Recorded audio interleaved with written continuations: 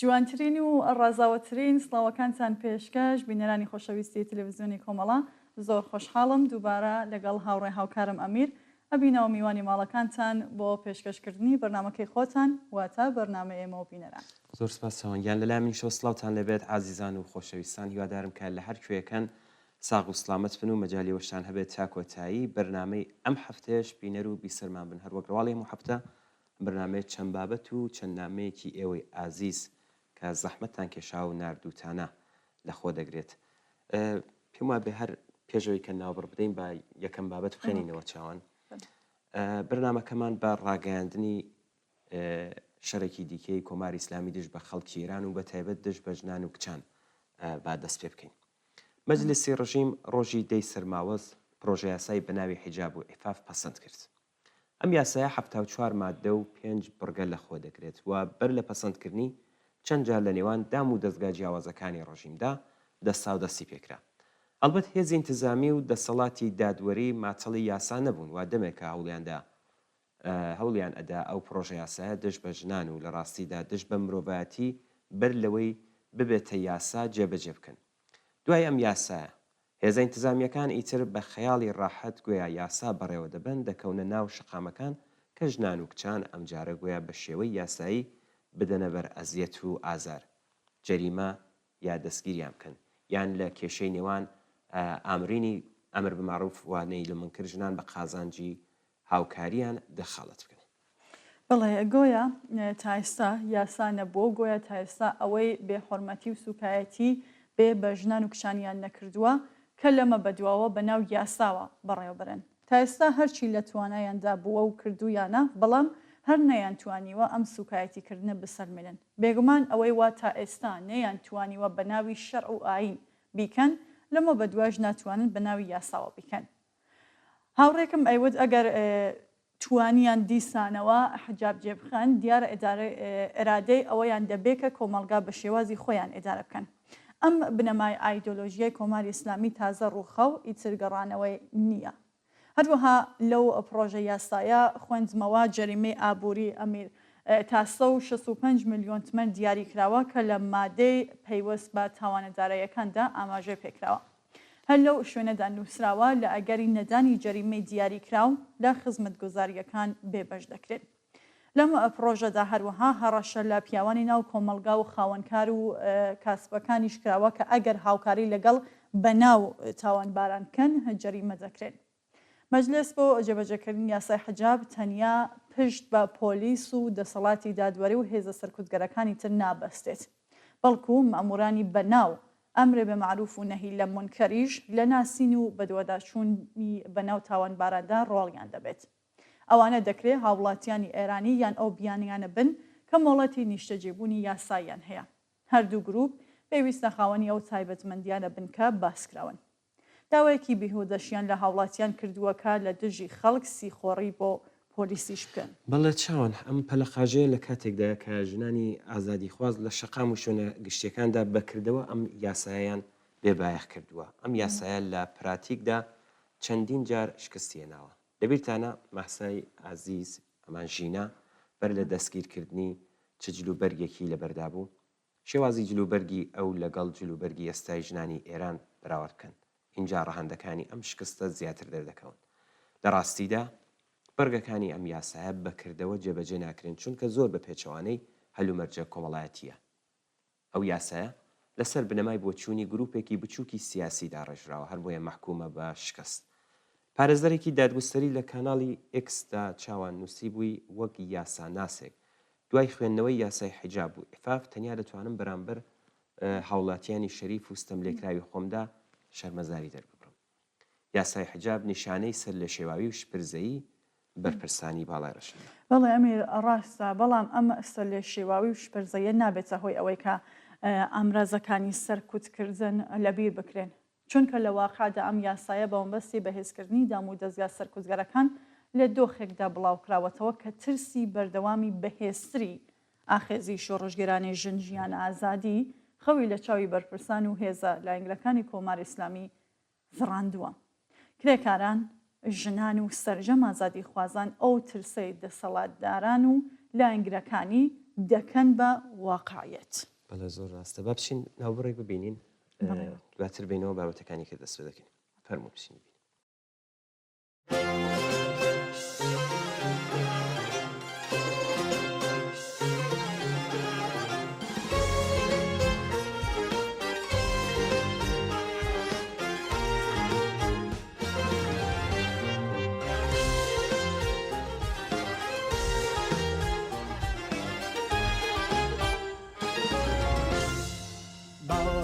سربەست و ئازاد هەڵمژین با لەسەر شۆڕی لە دیلیدا نەژین با هەوای سربەست و ئازاد هەڵمژین تا لەسەر شۆڕی لە دیلیدا نەژین نابەزین ڕۆڵەی مەتاریژی لەمۆی ئێمە هەوڕێی بەندەن و شاخ و کەژین نابەزین ڕۆڵەی مەتاریژی لەمۆی ئێمە هاوڕێی بەندەن و شاخ و کەژی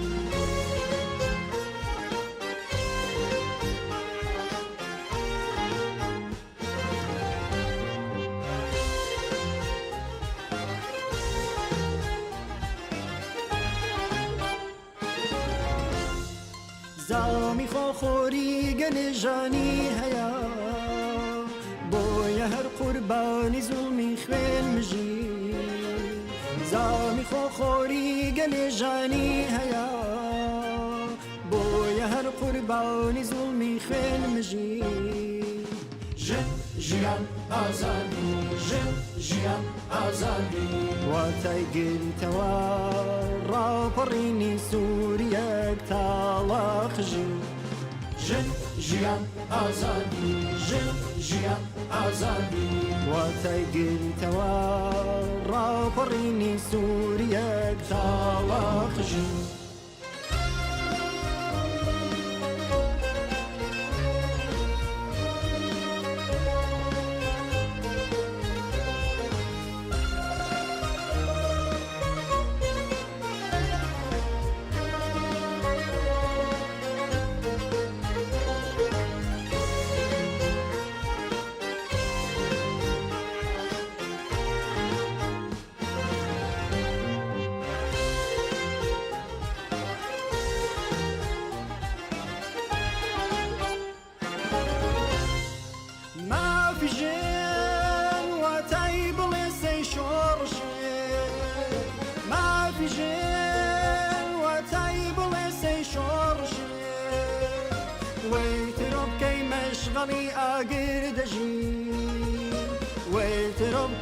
مشغڵی ئاگردەژین ڕاوبرن بۆ سەر بە زێوی ڕاپەڕن ڕاوبرن بۆ سەر بە زێوی ڕاپەڕن ئەشکیڕم بۆ نیشتمانم هەڵڕژین ئەشکیڕم بۆ نیشتمانم هەڵڕژین ژن ژیان ئازادی ژن ژیان ئازادی واتای گرتەوە ڕاپەڕینی سووریەک تاڵاخژی ژن ژیان ئازادی ژن ژیان ئازادی واتای گرتەوە ڕاپەڕینی سووریەک تاڵاخژی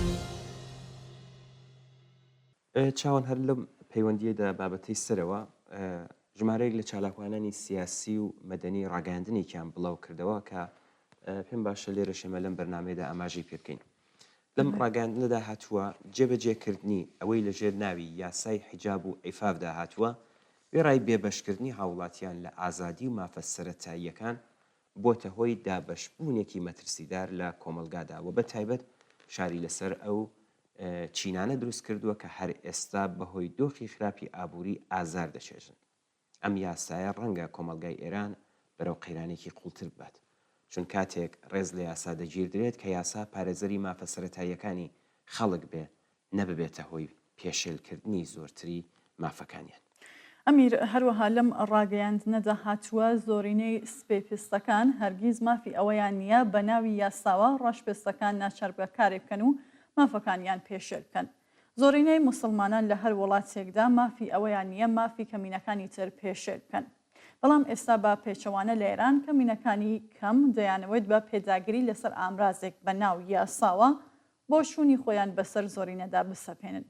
ئەوەی وەک یاسای حەجاب و عیفاف لە مەجلس پەسەندکراوە لەلایەن زۆربەی خەڵک پابند بە یاسای شارستانی و پێجاگەر لەسەر پاراستنی حورمەت و کەرامەتی ئینسانی وەک یاسا قبول نەکراوە و دیارە لە هیچ بارودۆخێکدا ملکەچی نابن.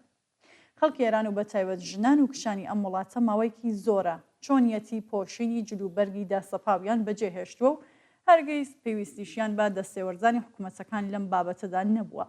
ئەگەر حکوومەت بەنیازی ئەوە بێت کە سەرسەخت بێت لە بەڕێوەبردننی ئەم یاسایە کە لەگەڵ بنەماکانی مافی ئینسانی ناتەبایە ئەو بە دڵنیاییەوە ڕوبەڕووی دەرەنجامە دیاریکراوەکانی دەبێتەوە. بەڵێ هەروەها چاوان باس لەوە کراوە کە بە دڵنیاییەوە خەڵک هەر بەپێی دەستور مافی ناڕزایەتی مەدەنی دەبێت هۆکاری کاردانەوەی خەڵکیش تەنیا ئەو حکوومەتەیە کە بەبێ لە بەرچاوگرتنی مافە سەرەتاییەکانی خەڵک تەنیا هەوڵی پاراستنی بنەما ئایدۆلۆژیکەکانی خۆیەتی تا هێز و دەسەڵاتی پارێزێ. دیارە دەوڵەت نابێ بچێتە ژێرباری ئاوا یاسایەک. ئێمە پێمان وایە هێزە ئینتزامیەکان مافی ڕوبەڕووبوونەوە توندوتیژیان بەرامبەر بە ژنان و کچانی بوێری ئێران نییە. هیچ هاوڵاتیەک بۆی نییە هۆشداری بداتە ژنان و کچان. خەڵکی ئێران بۆ پاراستنی حورمەت و کەرامەتی خۆیان و پاراستنی حورمەتی بنەماڵە لە حکوومەتێک کە ناتوانێت سەرەتاییترین ئەرکەکانی خۆی بەڕێوەبات بڕیار وەرناگرێ. ئێمە هیوادارین ئەم هۆشداریدانە بە جددی وەربژیردرێت و زۆرتر لەو هەموو گیر و گرفتە کە ئێستا باڵی کێشاوە بەسەر خەڵکی ئێراندا ئەم یاسا دژی ئینسانیە ئەم بارە گرانتر نەکرێت. بچینە سەر نامەکان چاوان ئەگەر موافقبی هاوڕێی هەمیشەی بەرنمەکەمان کاکتەها کوردستانی دووبارە نامەی بۆ نردوینێتەوە لێرە دەستخۆشی لێ دەکەین لە نامەکەدا نووسێتی هاوڕێیانی بەرنمەی موبینەران لەگەڵ سڵاو و ماندوو نەبوونیتان وا دیارە گوشاری حکوومەتی هەرێمی کوردستان بۆ سەر لایەنە سیاسیەکانی ڕۆژهەڵات کۆتایی نایەت و لەم ڕۆژانەدا جارێکی تر لە میدیا کوردیەکانەوە گواستنەوەی ژمارەیەکی تر لە بنەماڵەی لایەنە سیاسیەکان بۆ کەمپی سوورداشم بیست بەڕاستی جێگای پرسیارە بۆ دەبێ وابێ مەگەر ئەو خەڵکە کە ماوەی نزیک بە 40 ساڵە لە زرگوێز نیشتە جێبوون پێڕاهاتوون ژیانی ئاسایی خۆیان ئەکەن چ کێشەیەکی نظامی و ئەمنیەتیان دروست کردووە کە دەبێ ئاوا هەڵس و کەوتیان لەگەڵ بکرێ دیارە هەمووی ئەم هەڵس و کەوتە ناحەزا کێشەی نظامی و ئەمنیەتی نییە مشکل شتێکی ترە کاکتان نووسێتی من هەوڵ ئەدەم لە ڕوانگەی خۆمەوە باسی بکەم هیوادارم کە کاتتان نەگرم بڵێ دەست خۆش کاک دەها دەڵێ با پێشتر ئەوە بێژم چۆن بابەتەکەم لا گرنگە دوای کۆچم لەلایەن چەند هاوڕێم کە بە وردی ئاگاداری بارودۆخەکەن زانیم کە بە پێچەوانەی قەڵ و قەرارێک کە لەلایەن حکوومەتی هەرێم درابوو لە سوورداژ ئیمکاناتی پێویست بۆ ژیانی ئەم بنەماڵانە بە تایبەت لە فەسڵی سەرما و تەڕوتوشی ئێستا ئامادە نەکراوە. گومانم نییە هیچ کام لە بڕیاردەران و جێبەجێکەرانی ئەم حکومە ناڕەوایە حازر نین شەوێک لەو شوێنە ڕۆژ بکەنەوە. بەڵام بەداخەوە زۆر نابەرپرسانە ئەم بنەماڵانە دەگوازنەوە بۆ ئەو شوێنە کە بەڕاستی نەتەنیا هیچ پاساوێکی نظامی و ئەمنیەتی نییە بەڵکو زۆر دوورە لە مرۆڤایەتیش. کاکتەها دەڵێ من نام هەوەی مقایسە بکەم بەڵام خەڵکی کوردستانی عێراق و لایەنە سیاسیەکانی کوردستانی عێراق ئازاری گواستنەوەی زۆرە ملیان لە دەورانی دەسەڵاتی سەدامدا چێشتووە پێم وانە بوو قەت بشنە ژێرباری ئاوا بڕیارێک کە بە زۆر ئەم بنەماڵانە بگوازنەوە کە مەبادە هەڕەشە بن بۆ سەر کۆماری ئیسلامی. لەم بارەوە زۆر قسەکراوە من دەزانم کە ئێوە وەک کۆمەڵە زۆر جار وتوتانەکە زەختی کۆماری ئیسلامی بۆ سەر هەرێمی کوردستان لە ژێرناوی ڕێکەوتنی ئەمنی ئێدامەی هەمان سیاسەتی سەرکوزگەرانەیە کە ئەمڕۆ بە پانتایی ئێران بەڕێوە دەچێت. باسی ئەوەتان کردووەکە ئەم زەخت و گوشارانە لەلایەن کۆماری ئیسلامیەوە شێواندنی مێژوو و چارەنووسی هاوبەشی خەڵکی کوردستان لە نێوان سنووری دەستکردایە لە هەمان کاتدا بەبەستی کۆماری ئیسلامی تێکشکاندنی سومعەی حکوومەتی هەرێم و کز و لاوازنیشاندانیەتی کە هیچ ئێرادەیەکی لە خۆی نییە. بڵێ چاوان کاکتەها لە درێژەدا نووسیوێتی بۆیە باسی ئیرادە دەکەم کەس نکۆڵی لەوە ناکات کە هەرێمی کوردستان پەیوەندی بگرێ لەگەڵ دراوسەکانی کە ئتفاقن داگیرکەرانی کوردستانیشن و خەڵکی کوردستان بۆ سەلماندنی مافەکانیان بێبەزەیانە سەرکوت دەکەن بەم حاڵەشەوە بوونی پەیوەندی سیاسی و ئابووری و هیتر جێگەی قسە نییە. بەڵام مێژوو چارەنووسی هاوبەشی ئەم خەڵکە ئەم چاوەڕوانیە دێنێتە ئاراوە کە سنوورێک بۆ ئەم پەیوەندیانە دیاری بکرێت کە نەگاتە ئاستی سندنەوەی ئیرادە و تەداخل لە ناوخۆی هەرێمی کوردستان کە بەداخەوە بەهۆی کێشەکانی ناوخۆی هەرێمی کوردستان وا بە نەزەر ئەگات کە سنوورێک نییە. ئەگەر ئەم داوایە بسلمێنین کە لە هەرێمی کوردستانەوە نابێ کێشەی ئەمنی بۆ دراوسەکان دروست بێ و ئەزانم کە ئێوە وەک کۆمەڵاوە کاکتاوت نووسێتی ئەم داوایەتان جێبەجێ کردووە، بەڵام بۆ دەبێت دەخاڵەت تا ئەو ئاستە بێ کە لەلایەک بەشێک لە خاکی کوردستان داگیر بکرێ و لەلایەکی ترەوە ئەوان ینی داگیرکەران بەشێکی تر لە کوردستان دیاری بکات کە ئەم لایەنانە و خەڵکێک کە بەهۆی سەرکوتگەری ئەوانەوە پەنایان بۆ باشووری کوردستان هێناوە لەکوێ و چۆن نیشتەجێ بن. بۆ دەبێت دەستگای سەرکوت و تێروریان لە ناوخۆی هەرێمی کوردستان ئەوەندە دەست ئاوەڵە بێ کە لە شارەکانی هەرێمی کوردستان لە هەولێر و سلەیمانی شۆڕشگێڕانی کوردستان تیرۆر بکەن. بۆ دەبێت هەموو جارێک لە ڕێگای دەستگای ئاسایشەوە بە نمایشی گواستنەوەیان سوکایەتی و بێحورمەتی بەم خەڵکە بکرێت و تەنانەت مافی نیشتەجێبوونیشان لێ بسێندرێتەوە. چاوەن کاکتال لە ئیدامەدا ڕوانووسێتی بەلامەوە زۆر سەیرە بڕیاردەرانی حکوومەتی هەرێم لە زبانی کاربەدەستانی کۆماری ئیسلامیەوە نابیستن کە ترسی ڕووخاندنی دەسەڵاتیان لێ نیشتووە، نابین و نابیستن کە کۆماری ئیسلامی لە ناوچەکە تووشی شکستی گەورە هاتوون، دەخاڵەتیان لە فلەستین لە لوبنان و ئەوە تا لە سووریا خەریکە کۆتایی پێدێت و نازانن کە هەڕەشەی دەستکوردکردنی دەسەڵاتیان لە عێراق بەڕێوەیە. لە هەمووی ئەمانە گرنگتر نازان و نابیستن کە خەڵکی سەراسەری ئێران دژ بە دەسەڵاتی کۆماری ئیسلامی ڕاپەڕیون و ئەم دەسەڵاتە لە لێواری نەماندایە. نازانن کە ئێستا کۆماری ئیسلامی زۆرتر پێویستی بە هەرێمی کوردستانە نە بە پێچەوانەکەی و نازانن ئەم هەرێمە کارتی زۆری بەدەستە کە دەتوانێت بۆ دانانی سنوورێک بۆ تەداخلی کۆماری ئیسلامی لە هەرێمی کوردستان ئیسفادەی لێ بکەن. بڵێ ئەمریکا کتەها لە کۆتایی نامەکەی داڵێ هاوڕانی بەرنامەیە ئێمە و بینەران من لە قسە و بەسەکانی پێشومانجە ئەوەم بۆ دەرکۆت کە کۆمەڵە کاتێک بڕیاری پەیوەندی بێشەرت و مەرجی لەگەڵ حکوومەتی بەعستا پێش بەڕێوەبردننی پرس و مەشوەرەتی لەگەڵ یەکێتی نیشتمانی کوردستان کردو لە ماوەی پەیوەندیەدا هەرگیز و هەرگیز هەنگاوێکی نەنا کە دژ بە بەرژەوەندی خەڵکی کوردستان بێ و نەچوە ژێرباری هیچ بڕیارێک کە دژ بە خەڵکی کوردستان عێراق و لایەنە سیاسیەکانی بێ. لەم پێناوەشدا گەلێک قوربانیدا. بزوستنەوەی خەڵکی کوردستان ئەم ئەزمونە درەوشاوی هەیە کە بەداخەوە لەبیر کراوە.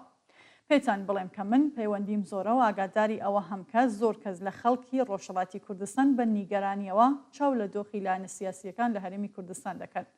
ئاگاداری ئەوە هەمکە ڕەخنەیان لە حکوومەتی هەرێمی کوردستان بۆ ئەو هەڵسوکەوتە لاوازەیان هەیە. خەڵک ڕەخنەی هەیە چون چاوەڕوانیان هەیە، بەڵام ئەوەش دەزانن کە بەجاخەوە کێشە ناوخۆیەکان مەیدانی بۆ داگیرکەرانی کوردستان ڕەخساندووە تا دەرگا بۆ پێشوونی سیاسەتەکانیان ئاوەڵا ببینن. بەڵام حکوومەتی هەرێم یەکشت بە دڵنیایەوە نابێ لەبیر بکات کە داگیرکەرانی کوردستان دۆستیەوان و خەڵکی هەرێمی کوردستان نین، چۆن هەر کامەیان تا سەرێسپان دژ بە مافی ڕەوای خەڵکی کوردستانن. مێژووی خوێناوی کوردستان بەوانیشەوە گەواهی ئەم ڕاستیە ئەدات کەوا بوو دەبێ بزانن کە ئەم دۆخەیش تێپەڕێ و ئەوانیش دەبێ وریای قەزاوەتی مێژوو بن. بەڵێ زۆر سپاسی کاکتها دەکەین و دەستخۆشی لێ دەکەین جارێک کە نامەمان بۆ دەنێرێت و زۆر سپاسی دەکەین و بژیت بۆ ئەم هەڵوێستە بۆ ئیرانی کە هەمیشە گرتووتە. بچین ناوبڕێک ببینین دواتر دێنەوە نامەیەکی کرد لە کرماشانەوە کە بۆیان نردون دەخوێنین.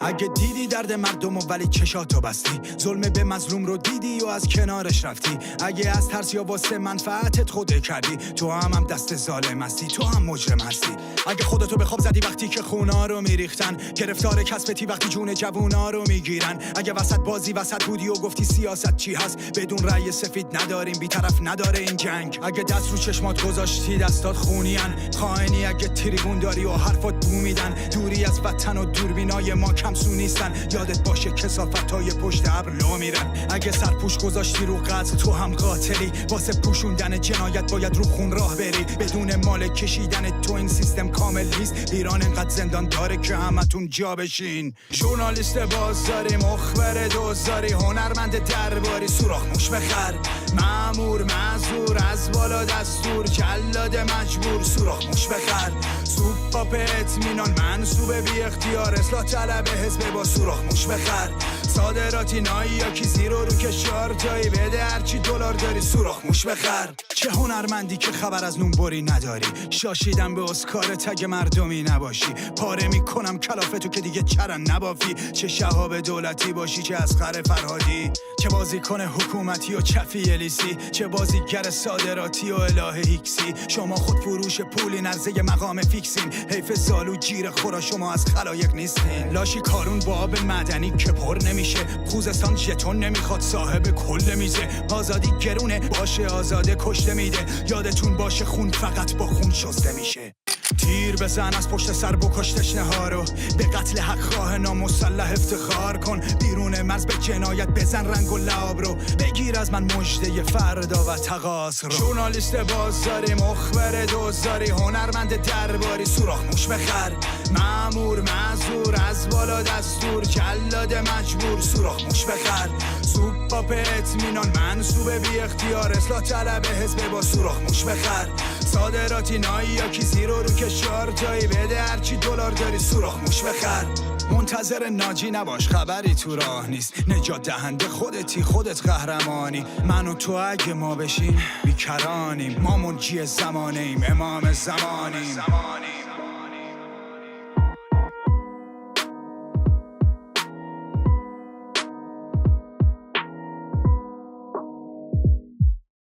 چاوەندەی نسەر نامەیەک کە لە کرماشانەوە بمان هاتووە کە کاک بیستون زەحمەتی کێشاوە بۆی نردن نووسراوێکی لەسەر دۆخی ئێستای ئێران نردووە کە ئێمە کورتکراوەی ئەم نووسراوەیە لێرەدا پێشکەش دەکەین.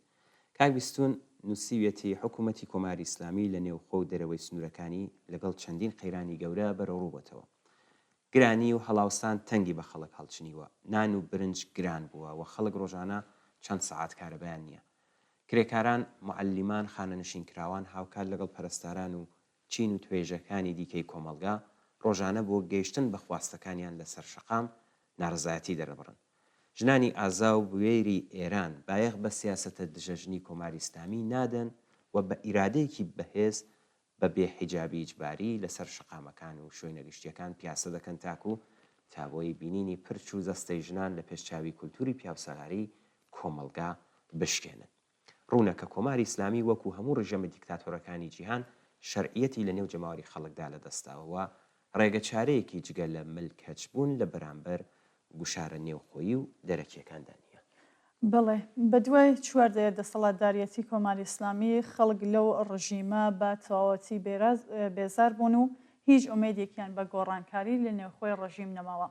لەلایەکی دیکەوە خەڵک چیتر فریوی دەستگای پرۆپاگەندای ڕژیم ناخۆن و نەفرەتیان لە سیستمی مەسەبی هەیە. ئێستا ڕوون بۆتەوەکە کۆماری ئیسلامی چیتر نایەوێت یان باشتر بڵێن ناتوانێت دۆخی ناوچەکە لەوە ئاڵۆستر بکات.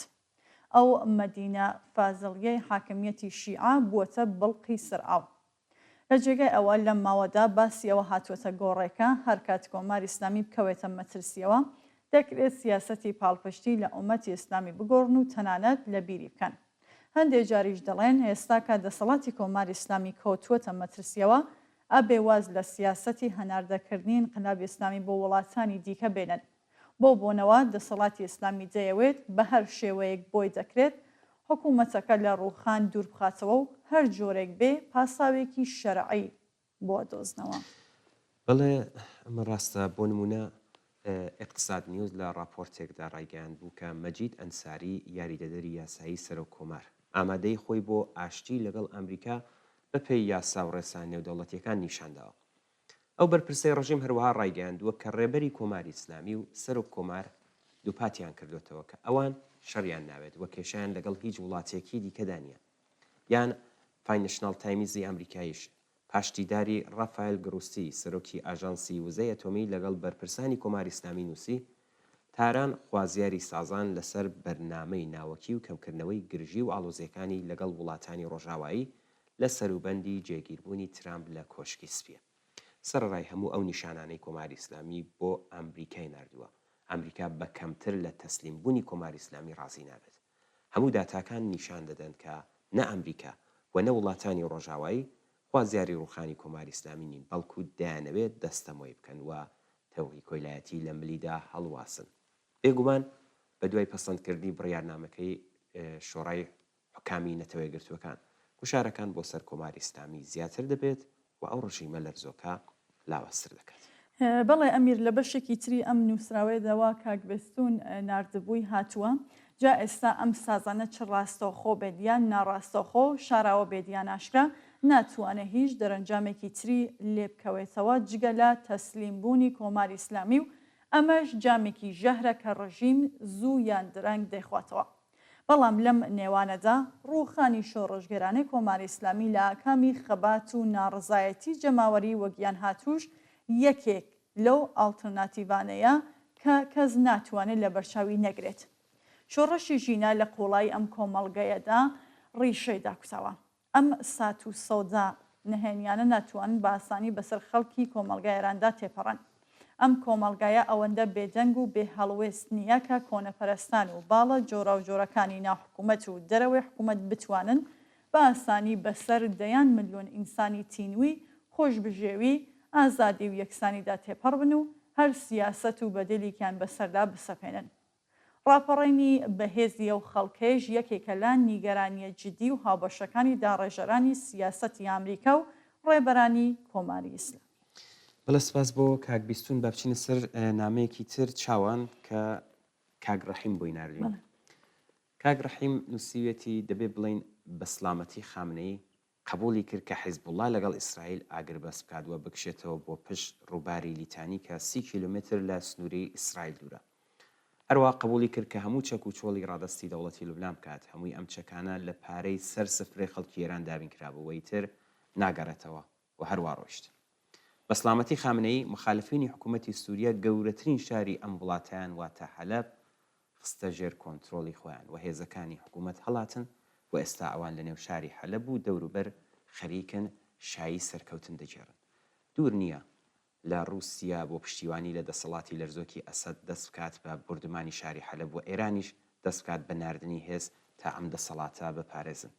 دەبێت چاوەڕوان بین. کاگڕەحیم هەروەها نووسیویەتی بە سلامەتی خامنەئی لە عێراق سیستانی ڕایگەیاندووەکە هیچ هێزێکی چەکدار نابێت جیا لە دەوڵەت بوونی هەبێ و دەوڵەتیش ڕایگەیاندووەکە هیچ هێزێک بۆی نییە چالاکی نظامی تەنانەت دژ بە ئەمریکا و ئیسرائیلیش بکات.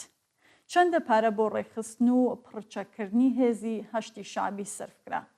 بە سلامەتی خامنەئی بەم زوانە ئەم دۆخەش لە یەمەن دەبینین. هەمووی ئەمانە چاوەڕوانکراو بوو. زۆر کەس هاواریان دەکرد کە ئەم هەموو پارە و ئیمکاناتە بۆ ئاوا بەفی ڕۆدەڕوات. بەڵام کەس لە دەسەڵاتی کۆماری ئیسلامی نەیبیست. هاوار کرا سەروەت و ئیمکاناتی ئێران لە پێناو سیاسەتی بێسەرانجام سەرف مەکەن. بەڵام نەبیسرا. ئاخر تاکەی لە بەرچاوی خۆمان ژیان و گوزەرانمان لە پێناو سیاسەتێکی پوشدا بەتاڵان بڕوات و بێدەنگبین. نابێ وابێ. بە ئاشکرا دیار بوو دەرکەوتکە سیاسەتی شەوتی دەسەڵاتدارانی ئێران هیچ سوود و قازانجی بۆ ئێمە خەڵکی ئێران و تەنانەت بۆ خەڵکی ناوچەکەش نییە. چاو لە غەزە بکەن وێران کرا. کێ بەرپرسیارە؟ جەنایەتەکانی دەوڵەتی ئیسرائیل بە جێگای خۆی. بەڵام نابێ باسی سیاسەتەکانی کۆماری ئیسلامیش نەکەین کە ڕاستەوخۆ دژ بە مافی ڕەوای خەڵکی فەلەستین بوو. چاو لە لوبنان بکەن بۆ وای لێ هات. کاول کرا. بێگومان سیاسەتەکانی کۆماری ئیسلامی ڕێگای بۆ جەنایەتەکانی دەوڵەتی ئیسرائیل و هاوپەیمانانی ڕەخساند. ئەوە سووریا خەریکە بەو دۆخەدا دەڕوات و دوور نییە کە لە یەمەن و عێراقیش تکرار بێتەوە. بەڵێ کاگڕەحیم لە درێژەدا نووسیوێتی چاوان ئێستای تر تەنانەت منداڵێکیشەوە دەزانێت کە کۆماری ئیسلامی لە سیاسەتەکانی شکستی خواردووە بە هات و هاوار ناکرێ ئەم ڕاستی بشاردرێتەوە. لە ناوخۆشدا هەروە شکستیان خواردووە خۆیان وا ئەڵێن و گوشاری شۆڕشی برسیەکان بە یەکتر ئەدەن.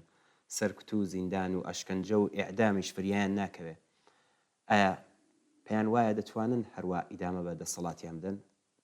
ناکرێ. خەڵکی ئێران ئەم دۆخە قبوڵ ناکەن و ڕاپەڕینی خەڵکی ئێران بەڕێوەیەوە ئیتر ئەم دۆخە ناتوانێت ئاوا درێژە بدرێ. بە سلامەتی خامنەی خەونەکانیان بۆ ڕادەستکردنی پەرچەمی دەسەڵات بە ئیمامی زەمانی خەیاڵیان بەدینایەت ڕۆژێکیش دێت کە ئێمە پێدەکەنین. لەسەر وێرانەکانی دەسەڵاتی کۆماری ئیسلامی شایی دەگێڕین و ئاڵای سووری ئازادی و بەرابەری و بەختەوەری ئینسان هەڵدەکەین. ڕۆژ لەگەڵ ڕۆژ خەڵک وریاتر و وشیارتر دەبن. ڕۆژ لەگەڵ ڕۆژ خۆپتر ئامادە دەکەن تا ئاڵوگۆڕی بنەڕەتی پێک بێنن کە ئیتر کەس محتاجی نان نەبێ، کەس زیندانی نەکرێ، زمانی کەس نەبەسترێ و قەڵەمی کەس نەشکێ و حرمەت و کەرامەتی هەمووان پارێزراو بێ. بڕاستی ئێستا سەردەمێکە کە لە گۆڕنانی دیکتاتۆرەکان ئیتر خەون و خەیاڵ نییە سەردەمی مستەوەگەرکردنی ئاواتەکانە کە بەدەستی دیکتاتۆرەکان ژێر پێخراون. زۆر سپاس بۆ کاگڕەحیم. چاوان با لێرە بچینە سەر بابەتێک تۆزێکیش باس لە قەیرانی سووریا کە پێی ناوەتە قۆناغێکی تازەوە باس لەوەش بکەین. هەموو هەوڵەکانی کۆماری ئیسلامی بۆ پاراستنی ڕژیمی بەشار ئەساد خەریکە بەرەو شکست دەچن. گروپە بناژۆخوازە ئیسلامیەکان واتە هەیئەتی تەحریر الشام کە بنکەکانیان لە ئیدلب هێرشی بەرفراوانیان بۆ سەر حەلەب دەست پێ کردووە. ئێستا بەشێکی زۆری شاری حەلەبیشیان کۆنتترۆل کردووە و هێرش دەکەنە سەر گوند و شارەکانی دیکە لەوانەش حەمە. هێزەکانی بەشار ئەسەد لە دژی ئەم لەشکەر کێشیە تێکشکاون و پاشەکشە دەکەن. دوا بە دوای ئاگربەستی نێوان حیزب الله و ئیسرائیل لە لوبنان، هێزەکانی کومیتەی تەحریر الشام بە خێرایی دەستێوەردانیان کرد بۆ ڕێگریکردن لە گواستنەوەی چەکی قورسی حیزب الله بۆ سووریا. هێزەکانی سوپای قودسیش کە لە چەند مانگی ڕابردوودا بەهۆی گوشاری بردومانەکانی سوپای ئیسرائیلەوە زیانێکی زۆریان پێگەیشتووە، نەیانتوانی بەرەنگاری هێرشی ئیسلامیەکانی تەحریر الشام ببنەوە کە لەلایەن حکوومەتی تورکیەوە پاڵپشتی دەکران و هێڵی بەرگریان بە خێرایی تێکشکێنرا و پاشەکشیان کرد بۆ دەوروبەری دەمەشق. دەست خۆشە میر لە لایەکی دیکەوە هێزەکانی سووریای دموکراتیک ناسراو بە ڕۆژاوە بە هەمان شێوە بەرەو حەلەب و شاری ڕەقە پێشڕەویان کردووە و شاری ڕەقە و گەڕاکە کورد و مەسیحیەکانی حەلەبیان کۆنتترۆل کردووە. ئەوەی لەم ڕۆژانەدا لە سووریا ڕوودەدات ڕەنگدانەوەی بەرژەوەندی حکوومەتەکانی رووسیا، ئەمریکا، تورکیا، ئیسرائیل و کۆماری ئیسلامی ئێرانە. بەشار ئەسەد کە تەنیا بە پاڵپشتی هەمەلایەنەی کۆماری ئیسلامی و حەزبۆڵای لوبنان و رووسیا توانی دەسەڵاتی لەرزۆکی خۆی لە شەڕی ناوخۆی سووریادا بپارێزێت، ئامرازەکە بڕیارە هاوسەنگی لە نێوان بەرژەوەندیە ناکۆکەکانی ئەو زلهێزانەدا دروست بکات. لەم نێوانەدا پێگەی کۆماری ئیسلامی بەهۆی ئەو لێدانانەیە کە لە سووریا بەری کەوتووە و پێگەی خۆی لە لوبنان لاوازترینە و بەوەمبەستی پێشگرتن لە ڕووخانی ڕژیمی ئەسەد هەوڵ دەدات هێزە نیابەتیەکانی خۆی لە عێراقەوە بۆ سووریا بنێرێت. بەڵە چاوان ئێستا سووریا بۆتە ناوچەی نفوزی رووسیا و ئەمریکا ڕووکەی بۆ خۆشت باست کەس و هێزە ناوچەی ڕکابەرەکان.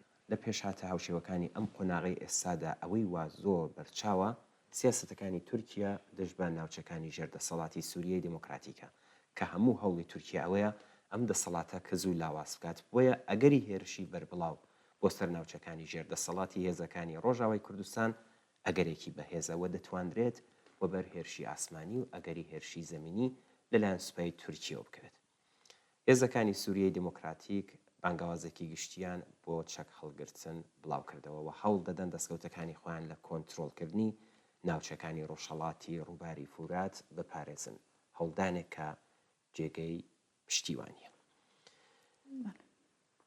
چینە سەر نامەیەکی تر چاوان کە کاگڕەحمان بۆی نووسین. کاگڕەحمان نووسێتی جۆغراپیای سیاسی ڕۆژهەڵاتی ناوەڕاست پێشەوەی بچێتە ناو ساڵی 2025ەوە هەوێنی پێشهاتەگەلێکی گرینگە کە سەرنجی هەموو لایەکی بۆ لای خۆی ڕاکێشاوە. کۆماری ئیسلامی ئێران کە نزیکەی 45 ساڵە خەڵکی ئەو وڵاتە چەوساندوێتەوە جگە لە بڵاوکردنەوەی تیرۆر لە ئوروپا و ئەمریکا و ڕۆژهەڵاتی ناوەڕاست بە نەهێنی هەوڵدان بۆ بەرهەمهێنانی بۆمبی ئەتۆمی، ڕۆڵی حاشا هەڵنەگری لە شەڕی ئۆکراینیا و ڕۆژهەڵاتی ناوەڕاست و زۆر سیاسەتی چەوتی تر کاتی ئەوەی نەرەخساندووە کە بڵێن چالاکی تێکدەرانەی ڕژیمی ئێران باس لە کۆتاییەکانی ئەم ڕژیمە دەکات. ئەمە پرسیارێکە نەکەر ناتوانرێت بێ وەڵام بمێنێتەوە بەڵکو دەبێت بە شێوەیەکی واقعی وەڵام بدرێتەوە. بەڵێ کاگڕەحمان نووسیویەتی ساڵی 2024 بەرەو کۆتایی دەشێت. ئەم ساڵ نزیکەی 70 وڵاتی جیهان هەڵبژاردنیان کرد. لە ئێرانی ژنمایشی هەڵبژاردن بەڕێوە چوو مەسعود پزیشکیان لەلایەن عەلی خامنەیەوە وەک سەرۆکی حکوومەت دەستنیشان کرا. بەڵام لەم چەند مانگەی ناوبراو بە سەرۆکۆماری دیاریکراوە نزیکەی 400 کەس و لەوانە ژمارەیەکی بەرچاویان نەیارانی سیاسی لە سێدارە دراون. گرانی و هەژاری و بێکاری لە ئێراندا پەرەی سندووە. بەشێکی زۆری بودجێ وڵات بۆ هێزە سەربازیەکان و پرۆژەکانی لە ناوچەکە چەرخان کراوە. ئەمانە هاوکاتن لەگەڵ بەردەوامی شەڕی ئۆکراینیا و بەتایبەتی لە شەڕی ڕۆژهەڵاتی نێوەڕاست. ڕژیمی ئێران دڵخۆش نییە بە کۆماریەکانی و بەتایبەتیش دۆناڵد ترامپ ئەو کەسە بوو کە فەرمانی کوشتنی قاسم سلێمانی جێبەجێ کرد و لا ڕێکەوتنی ئەتۆمی لەگەڵ ڕژیمی ئێران کشایەوە. ئەم ڕێشوێنانە ئەماژەن بۆ هێڵی کاری جاهاتووی کۆماریەکان و بەتایبەتی دۆناڵد ترامپیش. هەر بۆیە خامنەئی جگە لە ڕەوتی ڕووخاندنی ڕژیمەکەی لە ڕادەبەدەر نیگەرانە لە هاتنە سەرکاری دۆناڵد ترامپ. مێدیای تەلێگراف کە بنکەکەی لە لەندەنە نووسیویەتی هەڵبژاردننی ترامپ ڕژیمی ئێرانی مات کردووە. ئەم هەڵبژاردنە خراپترین سیناروی ممکنە بۆ خامنەئی و میلیشیاکەی واتە سوپای پاسەران. ئەم مێدیایە نووسیویەتی گەڕانەوەی ترامپ خراپترین کابوسی ڕژیمی ئێرانە و هەڕەشێکی ڕوونە بۆ سەرمانەوەی ڕژیم لە تەران. وەلی فەقی بەرگەی گەڕانەوەی دوژمنەکەی بۆ کۆشکی سپین نەگرت. هەر بۆیەش لە مانگی ئەیلودا فەرمانی تیرۆرکردنی ترامپی دەرکرد. مێدیای فۆکس نیوز کە لە ئەمریکا بڵاو دەبێتەوە نووسیویەتی ئێستا ڕژیمی ئێران دەبێت خۆی ئامادە بکات بۆ ڕوبەڕووبوونەوەی پیاوێک کە ساڵانێکە هەوڵی تیرۆرکردنی. بڵێ چاوان ئەگەری بەهێزبوونی بەهێزی لە ناوچوونی دەسەڵاتی ئاینی لە ئێران ببورن لە لووتکەی قرانەکانی ڕژیمی ئێراندایە. خەڵکی ئێران ئەم دەسەڵاتیان ناوێت و لی بێزارن، هەروەک چۆن لە دیکتاتۆری پاشایەتی بێزار بوون و ڕووخاندیان. کۆماری ئیسلامیش نیگەرانە و هەموو چالاکی و هەوڵەکانی لە هەردوو دیوی سنوورەکاندا لەم ڕوانگەوەیە. هەڵگیرسانی شەڕ لە دەرەوەی سنوورەکان و هەناردەکردنی بیری کۆنەپەرستانەی خۆی بۆ وڵاتانی دیکە و پرەپێدانی تیرۆر و هەوڵدان بۆ بەرهەمهێنانی بۆمبی ئەتۆمیش هەر بەو هەمان مەبەستە. ئێستا هەموو ئەم قەیران و پێشاتانە زەنگی کۆتایی ئەم دەسەڵاتیان لێداوە ئێستا کاتی ڕووخاندنی دەسەڵاتی ئاینی ئێران هاتووە. خامنەی باش دەزانێت کە ڕووخاندنی ڕژیمەکەی لەسەر دەستی خەڵکی ئێران دەبێت و نەک لەسەر دەستی حکوومەتە دەرەکیەکان. ڕاستیەکەی ئەوەیە کە خامنەی زۆر باش دەزانێت کە خەڵک لە ئامادە باشیدان بۆ ڕووخاندنی ڕژیمەکەی و هەرچەندە ڕەنگە درەنگ و زووی هەڵبگرێت بەڵام بێ ئەملاو ئەولایە و حتمیە. زۆر سپاس بۆ کاک ڕەحمان. چین ناوڕێک بینین چاوان دواتر دێنینەوە هەمەی کاک حامید دەخەینەوە.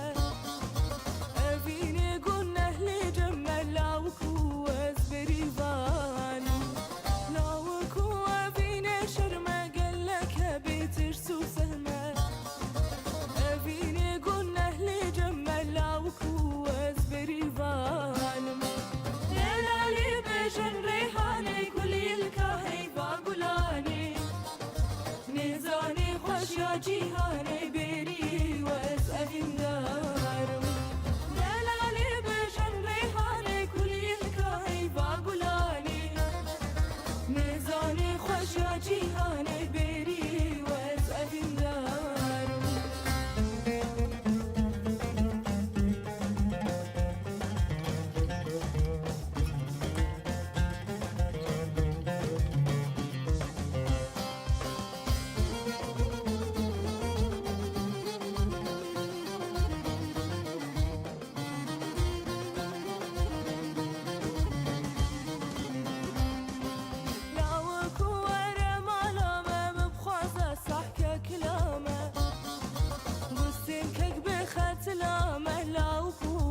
بریوانم لاوەکو وەرە ماڵامە مبخوازە ساحکە کلامە دوستین کەک بخەتلامە لاوکو وەز بریوانم لەلالی بێژە باوی خوێ من بدە دەولەت سەری خوێ قایم کەد لالی دلی خوێ بێری وەز ئەویندارم لەلالی بێژە باوی خوێ من بدە دەولەت سەری خوێ قایم کەد لالی دلی خوێ بێری وەز ئەویندارم ئەسکچم کە چاکوردانم کولیل کاسەری لاوانم ڕێحانە ڕەزوو چەمانم لاوکو وەز بەریدانم ئەسکچم کە چاکوردانم کولیل کاسەری لاوانم ڕێحانە ڕەزوو چەمانم لاوکو وەز بەریدانم لەلالێتە خۆن شیرینی دڵڕەکی لێف هەنگە بینی تشخورتا قافامە دبینی بێری وەز ئەویندارم لەلالێتە خۆن شیرینی دڵڕەکی لێف هەنگە بینی تشخورتا قافامە دبینی بێری وەز ئەویندارم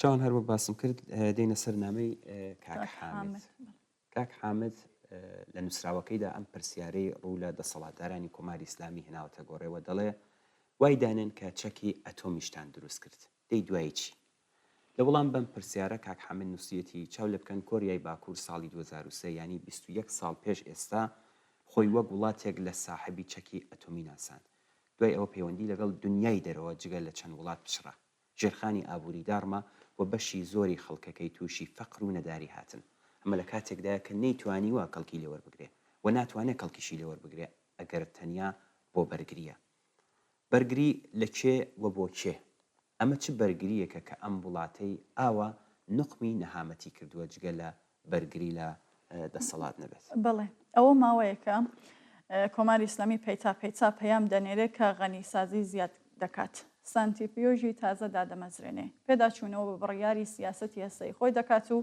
هیتر دەی باشە کەچی ئەم هەڕەشانە و خەتونیشان کێشانە بە هاتنە دەر لە NPT و دروستکردنی بۆمبی ئەتۆمی دوایی دەبێ بەچی تازە ئەو کات دەبین بە کوریای باکوور و دەرگای دنیا لە خۆماندا دەخەین و باقی ماجراکان بەبێەوەی بتوانی لە چەکێک کە ئەو هەموو پارەی بۆ سەرکراوە ئیسفادە بکەن وای دانین کە بۆمبی ئەتۆمیتان دروست کرد وای دانین کە ئیسفادەیشتان لێ کرد مەسەڵەن ئیسرائیلتان لەناو برد لەم بینەدا چی بە خەڵکی ئێران دەگات ئایا داوای ئەم کارتان شتێک دوای ئەم کارتان بڵێ ئایا دوای ئەم کارتان شتێک بە ناوی ئێران دەمێنێتەوە ئابووری وێران سیاسەت شکاوە خەڵک تووڕەونی گەران بێ متمانەی بە ئێوە لەو پەڕی خۆیدا باوەڕەکان بە بنەما ئایدۆلۆژیەکانی ئێوە ڕووخاوە نەمانی مەشروعە دابەزینی ئەخلاق هیوا بە ژیان لە ئاستێکی خوارەوە بەم حاڵەوە ئێوە خەریکی چی سپاس بۆ کاک حەمید لە درێژەدا نووسێتی کاک حەمید چەند ملیۆنی تر دەبێ هەڵبێن چەند ملیۆنی تر دەبێ محتات بن چەند ملیۆنی تر دەبێ بێکار بن چەند ملیۆنی تر لەلاوان دەبێ پیر بن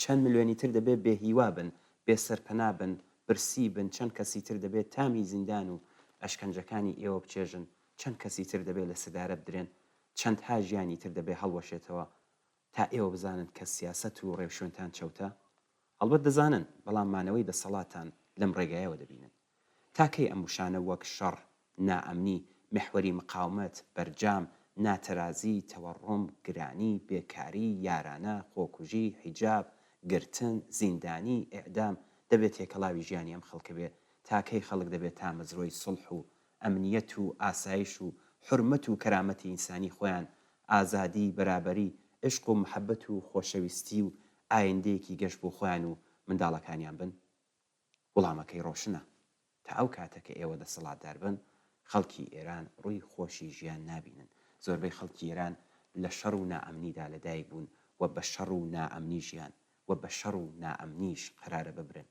ئەمە حاصلی دەسەڵاتی ئێوەیە زۆر سپاس بۆ کاک حامید بۆ نامەکەی چینە سەر نامی هاوڕێ کیمیا چاوان هاوڕێ کیمیا نووسراوێکی بۆ نردوین سێتی لەم دوایانەدا حزب الله کە وەکو باڵی بەهێزی کۆماری ئیسلامی لە ناوچەکە خۆی دەنووانت وەلانی کەم 140,000 موشکی ئێرانی لە ئەمبارەکانیدا شارد بووەوە ئیتر گوێی لە قسەکانی خامنەی کە دەیویست وەکو بەسیجیەکانی بەردەستی هێرش بکەنە سەر ماڵی ناتانیاهۆ نەگرت و بە دوای ئاگربەستەوە بوو و هاوکات لەگەڵ قبولکردنی ئاگربەستیش لەلایەن ئیسرائیلەوە خێرا ڕێککەوتنێکی ئیمزا کرد کە پێشتر حاضر نەبوو قبولی بکات لە ماوەی مانگەکانی شەڕ زۆرێک لە فەرماندەکانی حیزب الله و تەنانەت حەسەن نەسڕڵڵا و جێگرەکانی بەدەستی ئیسرائیل لەناوچوون زۆرێک لە ئەندامانی و حیزبەش بە پەیجەرەکان یان کوژران یان بە سەختی بریندار بوون هەمووی ئەمانە هێزی لە حیزب الله بەڕێ بوو بۆ بەڕێوەچوونی سەرۆکوەزیرانی ئیسرائیلیش بنیامین نەتانیاهۆ ڕایگەیاندووە کە قبولکردنی ئەم ئاگربەستە بەم بۆنەوە بووە کە ئیسرائیل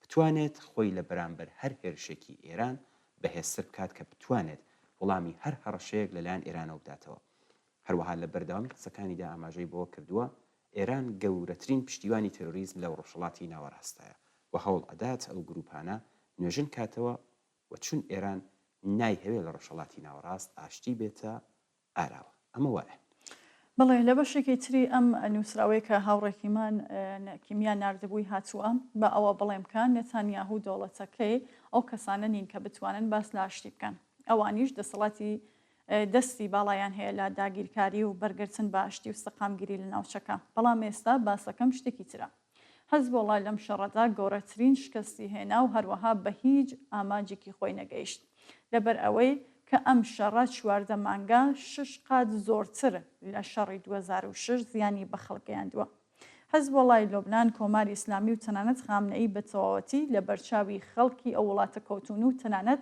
خوازیاری بە تەواوەتی لە ناوچوونی حەزبۆڵان لەلایەکی دیکەوە حەماس نەیتوانی بە هیچ کام لە ئامانجەکانی بگات و لە ناوچووە بەڵام نابێ یەک شت لەبیر بکەین کێشەی خەڵکی فەلەستین هەر ماوەتەوە گومان لەوەدانە کە ئەم کێشەیە چۆن لەسەر داوایکی ڕەوایە دیسانەوە سەر هەڵەدات ئێستا لەگەڵ گروپە نیابەتیەکانی کۆماری ئیسلامی شکستێکی زۆر گەورەیان خواردووە بابەتێکی تر هاتووەتە ئاراوە ئەویش دروستکردنی بۆمبی ئەتۆمیە لە هێرشی پێشووی ئیسرائیل زۆربەی سیستمی پاراستنی هەوای ئێران بەشە پەیوەندیداری کۆماری ئیسلامی بە بەرهەمهێنانی موشک و بەشێکی زۆر لە پرۆژێ بەرهەمهێنانی پەهباد لە ئێرانی لەناوبرد لەوە دەشێت بابەتی دروستکردنی بۆمبی ئەتۆم بۆ داپۆشینی کاریگەری ئەم هێرشە بێت بەڵە چاوان هاوڕێکیمیا لە کۆتاییدا نووسیوەتی ئێستا پێویستە چاوەڕوانیەوە بین کە ئایا کۆماری ئیسلامی بەردەوام ئەبێت لە هەڕەشەکانی و سیاسەتە شکست خواردوەکانی یان چاو لە داخوازەکانی خەڵک ئەکات کە لە شقامەکانی تاران و شارە گەورەکانی دیکە و لە هەموو ئێراندا لەلایەن خەڵکی وەگیان هاتوو هاوار دەکرێت ڕاستیەکەی هەرچەندە بیری لێ دەکەمەوە وەڵام بەم پرسیارە ئاسانیە چون لەلایە کۆماری ئیسلامی ناتوانێت هیچ کامیان بکات و دەست بۆ هەر کارێک بەرێ شکستە و ئەو شکستەی کە لە قسەی بەرپرسانی ڕژیمدا زۆر ڕوون و ئاشکرایە زۆر سپاس بۆ هاوڕێکی میا بچین ناوڕێک ببینین چاوان باتر دێنەوە خزمەت وەرزی هاتنەوەی کۆچ و کۆچبارە پاییز وەرزی هاتنەوەی کۆچ و کۆچبارە پاییز بۆیە مات و خەمبارە هەروەک بوو چیزیز هەروەک بوو چیزیز هەروەک بوو چیزیز پایزە پایزە پایزە پایزە پایزە و هەواران پایزە پایزە پایزە پایزە پایزە و هەواران چاوان ئاخرین نامەیە کە لە بەردەستمە نامەی کاکاوانە بۆی نووسین نووسێتی بیرمەندی گەورە کارل مارکس لە یەکێک لە کتێبەکانی بە ناوی 18 برومێر شۆڕشی فەڕەنسا بۆ پێشهاتەکانی دەخاتە بەرباسوە بۆ ئاکامە دەگات کە مێژوو هەندێک جار دووپات دەبێتەوە جارێک بە شێوەی تراژیدیا هاوشێوەی هەڵسوکەوتی ناپێلئۆن بۆناپارت و جارێکیش بە شێوەی کۆمەک هاوشێوەی لوئی بۆناپارت برازای ناپێلئۆن بۆناپارت وا دیارە لە ئێرانیشدا بەم جۆرە دەبێت ڕۆژی پێنجشەممە 26 خەزەڵوەری 1403 لە ناکاودا ڕەزا پەهلەوی پاش براوەبوونی ترامپ لە هەڵبژاردننی سەرۆک کۆماری ئەمریکا و هێرشی ئیسرائیل بۆ سەر خاکی ئێران بە شێوەیەکی بەرین بڵاو دەکرێتەوە کە جێی سەرنجە بڵێ لەو پەیامەدا ئەمیر ئاماژە ڕەزا پەهلەوی باس لە گۆڕانکاریەکانی جیهان و ناوچەکە دەکات و دەڵێت گۆڕانکاریەکان دەرفەتێکی نوێ بۆ ڕزگارکردنی ئێران لە دەست کۆماری ئیسلامی دەرەخسێنێت بە پێداخوازی خەڵک ئامادەی ڕێبەریکردنی سەردەمی تێپەڕین لەو ڕژیمە سەرکوتگەرە من لە ئێوە هێز و توانە وەردەگرم بۆ بۆنەوە بەرپرسیارەتی ئەو ئەرکە قورسە لەو سەردەمە هەستیارە لە ئەستۆ دەگرم. ئەو پەیامە کورت و ناڕۆن و بێناوەڕۆکە بە سەرنجدان بە داخوازیەکانی خەڵک هەرچەند کەمینەش بن و کاتی داواکاریەکانیان نادیار بێت بۆ بێت لەم کاتەدا بڵاو بکرێتەوە. وا دیارە مەبەستی پەهلەوی هێزە دەرەکیە جیهانیەکانی و هێزە کاریگەریەکانی ناوچەکەیە کە لە چەند مانگ لەمەوە بەرەوە کەشتێ جەنگەکانیان بۆ ناوچەکە نردووە. لە پەیامەکەی پەهلەویدا باس لە خەڵک و داخوازیەکانیان نەکراوە با پێچەوانەوە خواستی زلهێزەکان لە بەرچاوگیرەوە. تەنیا لە یەک شوێندا باس لە خواستی خەڵکراوە ئەویش ڕوانینی خەڵک لەسەرەوە بێڕێزیکردن بە جەماوەرە. ناوبراو لە پەیامەکەیدا بە جۆرێک منەت بەسەر خەڵکی ئێراندا دادەنێت کە گوایە بەخواست و ئێرادەی ئەوان ئەو بڕیارە دەرکردووە. لە چاوان کاکاوان لە بەشێکی تری نووسراوەکەیدا دەڵێت وتەکانی ڕەزا پەهلەوی زربەیەکی کاریگەرە لە بەرخۆدانی ژنان، پیاوان و ڕووناکبیران. هەرچەند پێویست ناکات بدوەدا چوون بۆ ئەو وتارە بێنرخە ئەنجام بدەین کە بۆنی خۆ بەجلزانین و وەهمی لێدێت. ئەویش بۆ نەبوونی زانیاری لەسەر کۆمەلگای ئەمڕۆی ئێران و چوارچێوەی مدرنی کۆمەڵایەتی سیاسی ئابووری وڵات ئەگەڕێتەوە. ئەو کاتەی باوکی ڕەزا پەهلەوی وڵاتی بەجێهێشت کۆی دانیشتوانی ئێران 35 ملیۆن کەس بوو. ئێستا 85 ملیۆن کەس لە وڵاتەدا دەژیت وە گۆڕانکاریکی زۆر بەسەر پێکهاتەکانی کۆمەلگا هاتووە. لە سەدا 75 خەڵکی ئێران هیچ زانیاریەکان لەسەر ڕژیمی پێشوونیەوە لە ماوەی دەسەڵاتداری کۆماری ئیسلامیدا بە دنیا هاتوون. نابێت لەبیری بکەین کە ئێران و خەڵکی ستەملێکراوی 8 ساڵ دەرگیری شەڕێکی ماڵوێرانکەر بوون. لەو ساڵانەدا ملیۆنان کەس بە ناچاری ماڵ و حاڵیان بەجێهێشت و ئاواری وڵاتانی دیکە بوون. کارەساتی کۆمەڵکوژی، ئێعدام، زیندان و ئەشکەنجیان دیتووە، بەڵام دەستیان لە خەبات بۆ گەیشتن بە ئازادی هەڵنەگرتووە. شارنشینی لەو ماوەیەدا سنووری 70 لە سەدی تێپەڕاندووە. ملیۆنان کەس بە تایبەت کچان دەرچووی زانکۆکانن، زمانی نوێو لێهاتووی فێربوون و لەگەڵ کۆمەلگای جیهانیدا پەیوەندیان هەیە و لە بەرامبەر ڕژیمی جنایەتکاری وەلایەتی فەقیات درێژیان بە خەباتەوە. خەباتی بەردەوامیان دەستکەوتی گەورەی ڕەح بووە، ئەوان ئەزمموی جیاوازیان دەستکەوتووە و بە تێگەیشتووی سیاسی گەیشتون بە جۆرێک کە هیچ بایەخێک بە پەیامی ڕەزا پەهلەوی و کەسانی هاوشێوەی نادەن و دەڵێن هیوایەکمان بتۆ نییە، تووشی شەڕمان مەکە، یان دەڵێن وازمان لێ بێنە ئێمە ڕێگای خۆمان دەناسین و توانای ڕووخاندنی کۆماری ئیسلامیشمان هەیە. وە دیارە ڕەزا پەهلەوی هەر لەو سەردەمەی تێدا گەورە بووە و تەنیا ڕفاه و خۆشبژیوی بینیوە ماوەتەوە. هەرچەند لەو ماوەیەشدا چەندین کاری خراپی وەکو بابەتی خۆکنووز، وەکالەتی نووسراوە، منشوری مەحسە و داخوازی ببنەوە لە خەڵک بۆ هاتنە سەر شەقام ئەنجامداوە، بەڵام وەڵامی یارێنی بە تایبەت لەلایەن ڕووناکبیران، کرێکاران و چینی زەحمەتکێشی کۆمەلگاوە وەرنەگرتووە. ئەزمموی زیاتر لە 100 ساڵی ڕابردووی هەردوو ڕژیمی ئیسلامی پەهلەوی پیشانمان دەدات کە یەکێک لە بربەستەکانی بەردەم بوژانەوەی سیاسی وابووری وڵات چەکخوازی یان سانتریالیزمی ناوەندگەرا بووە. بۆ ئەوەی خەڵک لە هەموو گۆڕانکاریەکانی کۆمەلگا بەشدار بکەی ئەبێت لەو سیستمە تێپەڕیت. ناوەندگەرایی و حکوومەتی تەگلایەنە نیزامی سیاسی وەڵامزەرەوەی پێداویستەکانی وڵاتە گەورە و ڕەنگە بە چەندین جۆر نەتەوەین و زمانی جیاواز نییە. ئەبێ دەسەڵاتی خۆجێیی لەلایەن دانیشتوانی هەر ناوچە و بە بەشداری ئازادانەی هەموو چین و توێژەکانی کۆمەلگا دروست بکرێت و حکوومەتی ناوەندیش لەلایەن نوێنەرانی ئەو ناوچانەوە دامەزرێت. ڕێگایەکی دیکە بۆ چارەسەرکردنی ئەو کۆمەلگا هەمەڕەنگە نیە. هەر گروپ و حەزب و کەسایەتی سیاسیە بێ سەرەتا مافی دیاریکردنی چارەنووسی نەسەوە جیاوازەکان بە فەرمی بناسێنێت، چونکە دیموکراسیکی قایم تەنیا بە بەشداری سیاسی وابووری هەموو چین و توێژەکانی کۆمەلگا وەدیرێت. لە زۆر سپاسی کاکاوان دەکەین بۆ نامەی کە نردی.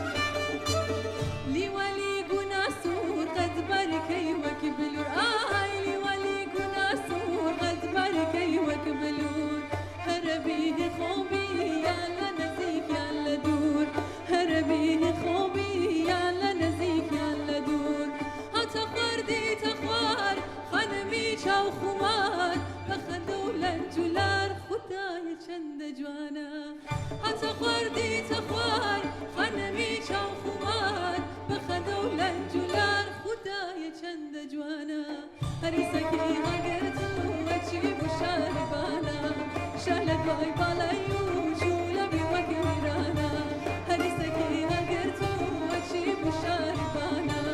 شە لە دوای بەڵای و چوو لە بێ وەک ویرانە بەڵێ ئازیزان و خۆشەویستان بەم جۆرەش گەشتینە کۆتایی بەرنامەی ئەم هەفتەی ئێمە و بینەران سپاسی هەموو وازدانە دەکەین کە نامەیان نردووە بۆ بەرنمەکەی خۆتان وە داوای لێبوردنیش دەکەین بەهۆی کەمی کاتەوە نەماتوانی چەند نامەیەکی کرد کە لەبەر دەستمان بوو بیخوێنینەوە و دڵنیا بن کە لە بەرنمەکانی داهاتوودا بەرنامانی ئێو نامانی کە ئێوەی عزیز نەروتانە دەخوێنرێتەوە پێشکەش بێەوەی عزیز دەکرێت دووبارە چاوەڕێی نامە و ئیمەیل و پەیوەندی تەلەفۆنی ئێوەین بۆ هەرچی زۆرتر ڕازانەوەی بەرنمەکەی خۆتان حتمما پەیوەندیمان پێ بگرن و ڕابۆچوونەکانتان باس بن ماڵەوە ماڵەوە